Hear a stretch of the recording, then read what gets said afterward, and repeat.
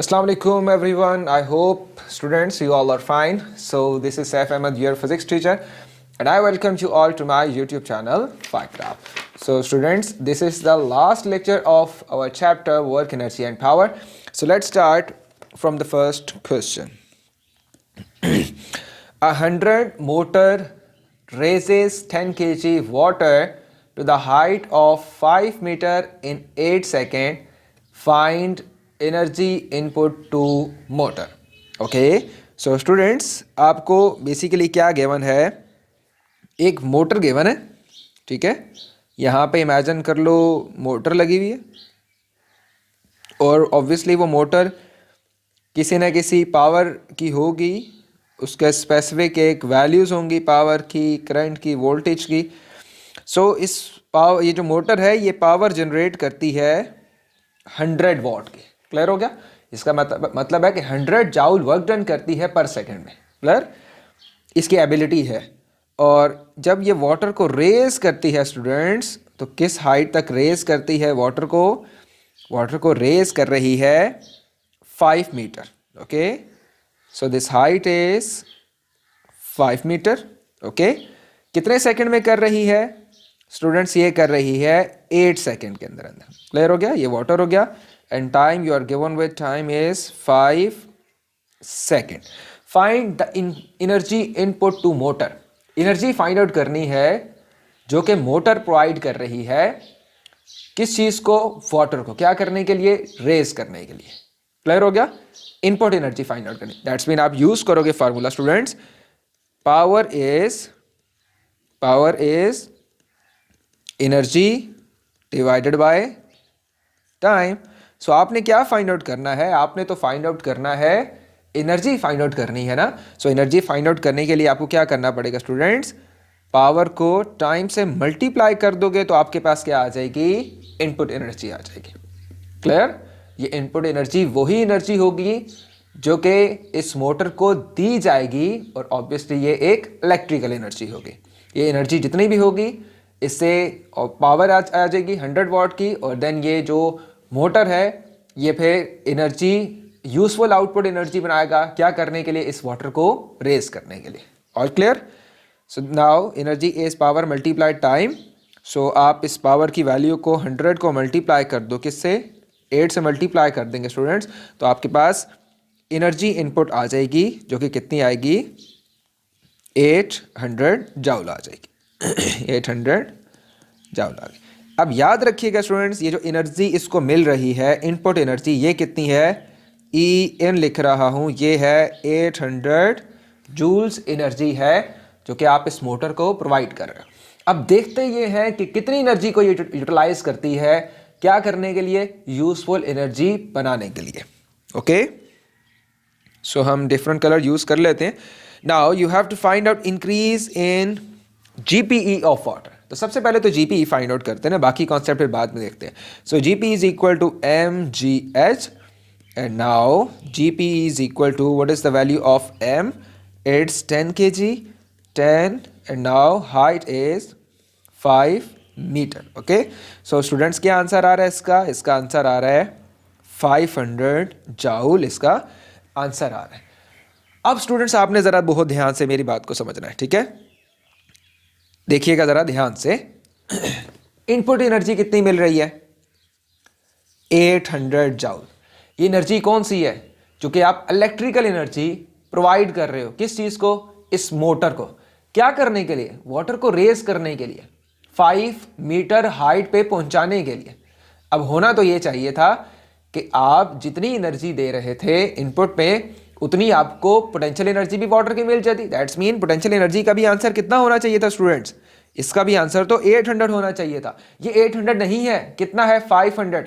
तो क्या मतलब निकला? मतलब ये निकला स्टूडेंट्स कि 800 जूल्स एनर्जी कन्वर्ट हो गई है 2 टाइप्स में। One is useful and one is energy loss. तो एनर्जी लॉस स्टूडेंट्स कितना आया? एनर्जी लॉस यहां से आ सकता है, अगर आप इन दो वैल्यूज को सब्ट्रैक्ट करेंगे तो आपके पास एनर्जी लॉस आ जाएगा। और एनर्जी लॉस स्टूडेंट्स कितना आएगा? एनर्जी लॉस, दोनों वैल्यूज को माइनस कर दें, 800 माइनस 500 तो कितना आ गया? 300 जूल्स एनर्जी लॉस आ गया, ये हीट की फॉर्म में वेस्ट हो गया. Okay, now in the third question you have to find out energy output. अब मुझे बताएं ना कि यूजफुल आउटपुट एनर्जी कौन सी होगी. वही नहीं होगी जो जीपीई है, क्योंकि जीपीई आपको जरूरत है, लिहाजा ये यूजफुल है. और हीट क्या है 300 जूल जो कि वेस्ट हो गई. So useful output energy, useful output energy is 500 joule again. Okay, I hope so कि ये आपको समझ आया होगा. अगर नहीं समझ आया तो इस पर गौर करें, ये आपको इंशाल्लाह ज़रूर समझ आ जाएगा. ठीक है, now efficiency, percentage efficiency. Efficiency का फार्मूला क्या होता है स्टूडेंट्स? सॉरी ओके, बस यहीं तक लिखने में बात आसान करते हैं हम. क्या होता है? Useful output energy divided by total input energy. Input energy multiply 100. Okay students, so अब इसमें वैल्यूज पुट करते हैं. मैं यहीं पे आपको सॉल्व कर देता हूँ. इसकी वैल्यू है 500. डिवाइड किससे करेंगे आप? 800 से. मल्टीप्लाई कर देंगे स्टूडेंट्स, 100 से मल्टीप्लाई करेंगे तो आपके पास इस मोटर की एफिशिएंसी आ जाएगी 62.5% एफिशिएंसी आ गई. All clear? ओके जी, इन द नेक्स्ट क्वेश्चन आपसे कहा गया है you have to find out work done increase in GP and efficiency of plank. जबकि आपको गिवन है a ball of mass 10 kg is raised to a height of 8 meter by applying a force of 80 newton using a plank of length 16 meter. Okay जी, in the first question you have to find out work done. और work done का students formula क्या होता है? Work done WD, सिर्फ आप WB लिख लो तब भी ठीक है. F applied multiplied distance covered in the direction of force. F applied कितनी है स्टूडेंट्स? यहाँ पे 80 है. मल्टीप्लाई इसी डिस्टेंस में, इसी डायरेक्शन में डिस्टेंस क्या है स्टूडेंट्स? 16 मीटर है. सो इसको जब आपने 16 से मल्टीप्लाई किया तो स्टूडेंट्स वर्क डन आपके पास आ गया 1280 जूल्स. आपका वर्क डन आ गया. इसी Now you have to find out increase in GPE. So delta GPE is equal to, GPE का formula students mgh. And what is m? It's 10. G 10 again. And what is height? It's 8 meter, not 16. Okay. So 10 10 100 और ये आपका answer आ जाएगा 800 joule. Obviously answer आ गया. ठीक है, delta GPE. तो दो कंडीशन स्टूडेंट्स हो गई. अब हम चलते हैं लास्ट कंडीशन पे, जो कि हमने फाइंड आउट करना है efficiency of Planck find out करना है. क्लियर हो गया? सो एफिशिएंसी का फार्मूला होता है students useful output divided by total input. यही फार्मूला है. मल्टीप्लाई किससे कर देंगे? 100 से. अब या ये यूजफुल आउटपुट वर्क हो सकता है या ये यूजफुल आउटपुट एनर्जी हो सकता है. अब आपने इसके बारे में खुद सोचना है. ठीक हो गया? अच्छा, अब देखिए स्टूडेंट्स, आप क्या कर रहे हो? इतना वर्क डन कर रहे हो. कितना वर्क डन कर रहे हो? ये जो वैल्यू लिखी है ये वाली सारी. Sorry okay. अच्छा, इसको मैं दोबारा एक दफ़ा लिख लेता हूँ. बस यहाँ से हम दोबारा स्टार्ट करते हैं. 1280 आई गेस था. ओके, सो अब आप क्या कर रहे हो स्टूडेंट्स? दोबारा ज़रा ध्यान से आप लोगों ने देखना है. ओके, एक दफ़ा दोबारा हम स्टार्ट करते हैं. ठीक है, आपने वर्क डन किया स्टूडेंट्स. कितना वर्क डन किया? 1280 जूल. ऐसा ही है. ये वर्क डन कौन सा था? जो कि आपने वर्क डन प्रोवाइड किया. क्या करने के लिए? इस वॉल को रेज करने के लिए up to some extent. Easy, good. Now ये जो आपने वर्क डन प्रोवाइड किया है 1280 जूल, अब होने क्या लगा है जरा ध्यान से देखिएगा. आपने तो 1280 जूल वर्क डन प्रोवाइड किया. होना ये चाहिए था कि सारा का सारा वर्क डन आपकी काइनेटिक जीपीई बन जाता, क्योंकि आप हाइट पे लेके जा रहे हो. इजी. जब आप हाइट पे लेके गए 88 मीटर हाइट पे लेके गए तो आपकी पोटेंशियल एनर्जी की वैल्यू भी कितनी होनी चाहिए थी? 800 आई है, लेकिन होनी कितनी चाहिए थी? 1280. आई कितनी है? 800. ये आ रही है स्टूडेंट्स. बात समझ आ रही कि नहीं आ रही? सारा वर्क डन आपका जीपीई में कन्वर्ट होना चाहिए था, लेकिन नहीं हुआ. कितना कन्वर्ट हुआ? 800. तो बाकी किधर गया? बाकी लॉस हो गया फ्रिक्शन की वजह से. आ रही बात समझ आपको कि नहीं आ रही? सो अब यूजफुल आउटपुट स्टूडेंट्स कितना हो गया? यूजफुल आउटपुट हो गया आपके पास, यूजफुल आउटपुट हो गया 800 और टोटल इनपुट कितना है? 1280. मल्टीप्लाई किससे कर देंगे? 100 से. तो आपका आंसर आ जाएगा अगेन 62.5 एफिशिएंसी आ जाएगी. इसी हो गया स्टूडेंट्स. लास्ट टॉपिक है स्टूडेंट्स हमारे पास, जिसमें हमने रीन्यूएबल और नॉन रीन्यूएबल एनर्जी को पढ़ना है। तो ये टॉपिक मैं आपको इतना डिटेल से नहीं समझाऊंगा, क्योंकि मैं इमेजिन कर रहा हूँ कि ये टॉपिक आपको समझ आई हुई है, आपको ये टॉपिक आता है। जस्ट बिकॉज कि ये जो टॉपिक है ये बहुत बच्चों को करवाया जाता है, 7-8 क्लास से आपको करवाया जा रहा होता है। तो ये टॉपिक आपने बुक से एक दफ़ा खुद रीड आउट कर लेना है। जो रीन्यूएबल एनर्जी की टाइप्स हैं आपने खुद देख लेनी है, नॉन रीन्यूएबल एनर्जी की टाइप्स है वो भी आपने बुक से खुद देख लेनी, क्योंकि लेंथी हो गया काफ़ी ये चैप्टर, ऑलरेडी मेरे ख्याल से 9 लेक्चर हो गए हैं। तो ये आप लोगों ने एक दफ़ा खुद ट्राई कर लेना है। सो सिंपल सी बात है, रीन्यूएबल एनर्जी आजकल एक कंपटीशन है जो भी अंडर डेवलप कंट्रीज़ हैं, जिस तरह के पाकिस्तान हो गया और डिफरेंट और कंट्रीज, श्रीलंका वगैरह और डिफरेंट और कंट्रीज़ हो गई, ये अभी तक क्या कर रहे हैं, ये नॉन रीन्यूएबल सोर्सेज पे चल रहे हैं।